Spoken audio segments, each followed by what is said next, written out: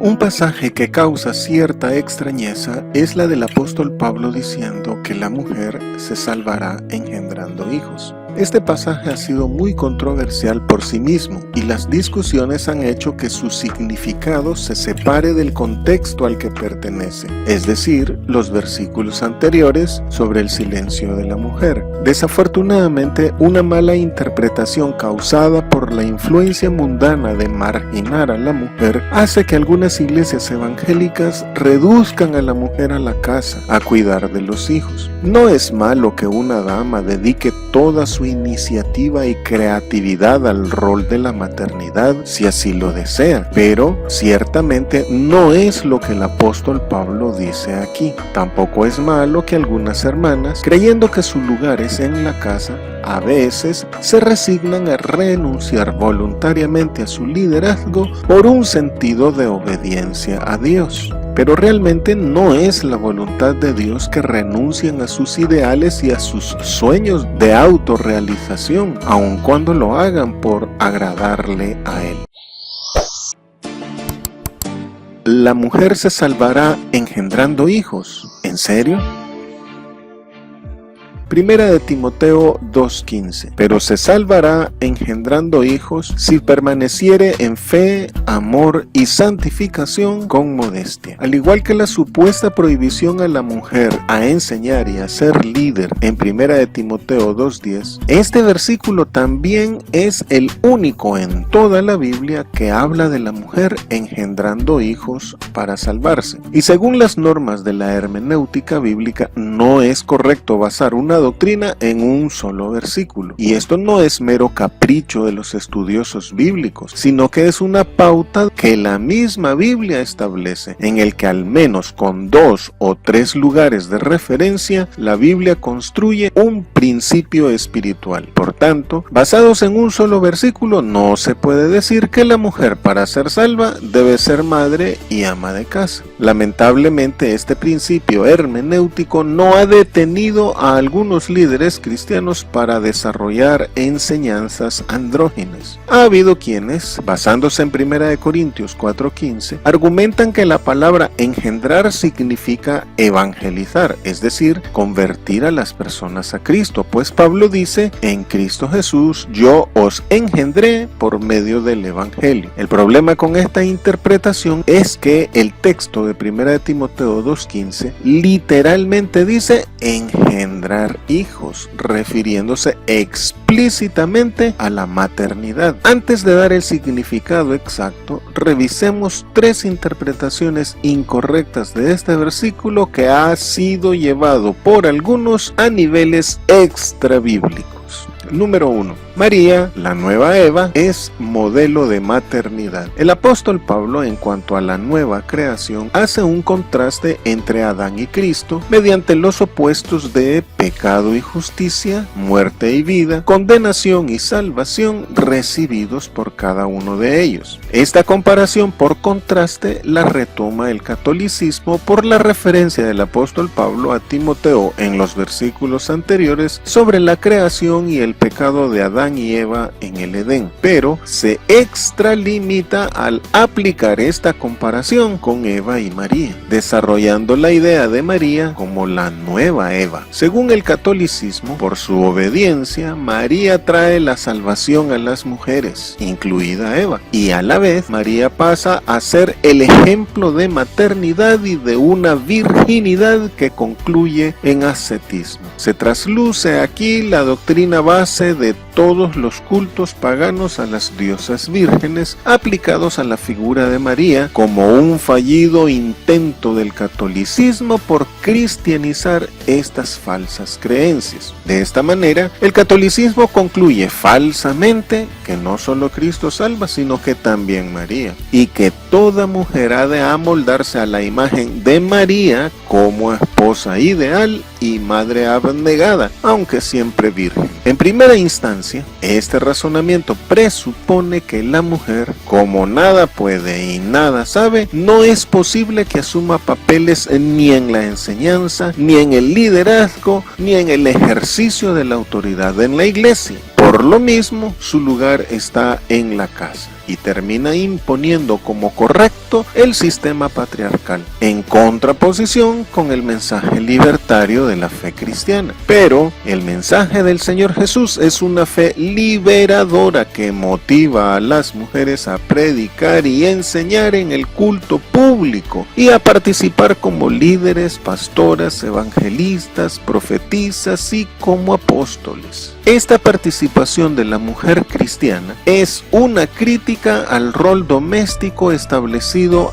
a la mujer en la sociedad, lo que hizo que el Imperio Romano, entre otras razones, incluyera al cristianismo dentro de las religiones proscritas. Número 2. El nacimiento de Jesús indica que la procreación es la glorificación de la condición femenina. El relato de la caída de Adán y Eva concluyó en la promesa de la simiente que aplastaría a la serpiente, lo cual es conocido como protoevangelio. Y el apóstol Pablo indica que la simiente es el Señor Jesús. Así pues, hay quienes se equivocan al pensar que el nacimiento virginal del Señor Jesús es la glorificación de la condición femenina. Esta postura parte de la premisa que lo que una mujer debe hacer para obtener la salvación incluye su función procreadora, sin la cual Cristo no hubiese venido al mundo. Si así fuese, muchas mujeres no serían salvas, porque por razones de edad, de enfermedad o muerte no podrían procrear. Además, solo Cristo salva. Algunos cambian la palabra salvación por autorrealización, diciendo que una mujer para sentirse realizada debe ser madre. Pero ciertamente hay muchas otras cosas, además del matrimonio y los hijos, que son también aspiraciones personales de una mujer que al lograrlas les hace sentir realizada. Entre otras cosas, su servicio al Señor en la predicación.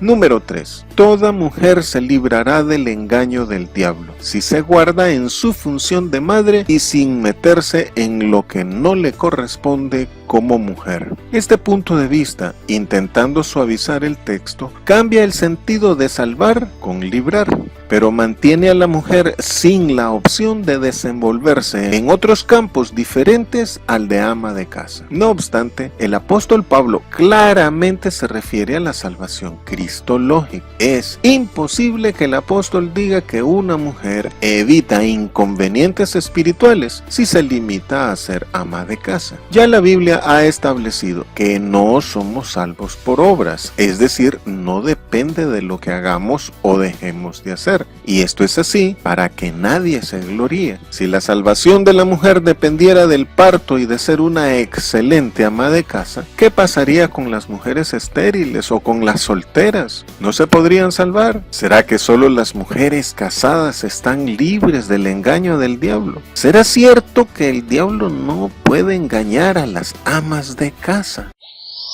Hagamos que la palabra de Dios corra y sea glorificada. Dale clic en me gusta, suscríbete, haz un comentario y comparte este video para que este contenido llegue a más personas. ¿Cuál es entonces el sentido de la frase "se salvará engendrando hijos"? Ya sabemos que el gnosticismo y el culto a la diosa Diana en Éfeso, donde Timoteo era el pastor, promovían la supremacía femenina porque, según ellos, al comer del fruto del conocimiento, Eva obtuvo la sabiduría. Por esto, decían estos, las mujeres por derecho propio deben tener el control de la sociedad y no los hombres. El apóstol Pablo entonces enfatiza la verdad de la afirmación bíblica, que Eva fue engañada, que Eva fue creada a causa del varón y que por esto el varón es la cabeza de la mujer. Así pues, para interpretar la frase del apóstol de que la mujer se salvará engendrando hijos, debemos tomar en cuenta este contexto histórico religioso.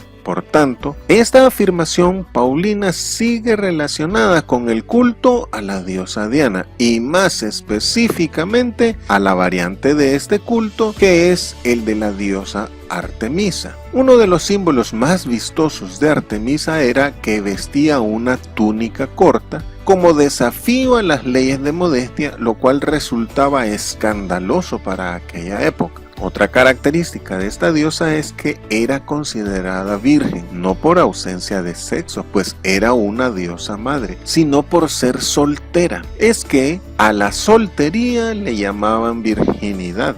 En el culto a Artemisa, al presentarla como toda una amazona, se exaltaba la independencia del yugo del varón y se enseñaba a las mujeres a no casarse y a usar a los hombres solo para la procreación. De esta manera, en contradicción con el común pensar de aquella sociedad patriarcal, Artemisa era el modelo de una mujer madre que no necesitaba de un varón para subsistir o para autorrealizarse. Así, en el culto a Artemisa se hablaba que la mujer debía tener el control sobre su propia manera de vestir, sobre su cuerpo y sobre su capacidad profesional. El desarrollo de esta idea hizo ver la maternidad como un grave obstáculo. Y aquí es donde entra el gnosticismo, cuyas doctrinas satánicas eran contrarias al matrimonio y la procreación. Hoy, debido a la fuerza del mensaje cristiano, el gnosticismo se ha retractado en este punto, pero en aquel entonces, en uno de sus escritos, falsamente presenta al Señor Jesús contra el matrimonio y la procreación. Por ejemplo, un fragmento citado por Clemente de Alejandría del apócrifo Evangelio de los Egipcios dice que el Señor Jesús afirmó: yo vine para disolver las obras femeninas. Y en otro lugar, este mismo escrito narra que, cuando le preguntaron al Señor sobre cuánto tiempo dominaría la muerte, él respondió: mientras las mujeres todavía generen criaturas.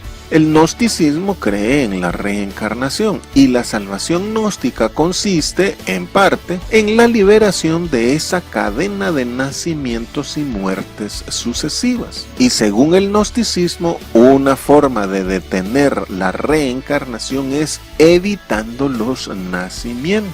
Se pueden observar los antecedentes del aborto y la eutanasia en esta doctrina gnóstica pagana milenaria. Es evidente en esta doctrina de demonios el odio profundo de Satanás contra la humanidad. Desde el principio ha sido homicida, mentiroso y padre de mentira. Así, el concepto del culto a Artemisa, de la soltería como virginidad y su rechazo al matrimonio fue el enlace con la doctrina gnóstica que dejó el paso libre a las ideas contra la procreación. Entonces, el gnosticismo enseñaba que la mujer no tenía salvación por ser procreadora, por lo que si quería salvarse debía dejar de traer hijos al mundo. Ahora se entienden las palabras del apóstol Pablo. Claro que la mujer puede ser salva y será salva aún procreando hijos. Siendo una afirmación contra el gnosticismo pagano, puede leerse lo que el apóstol Pablo dijo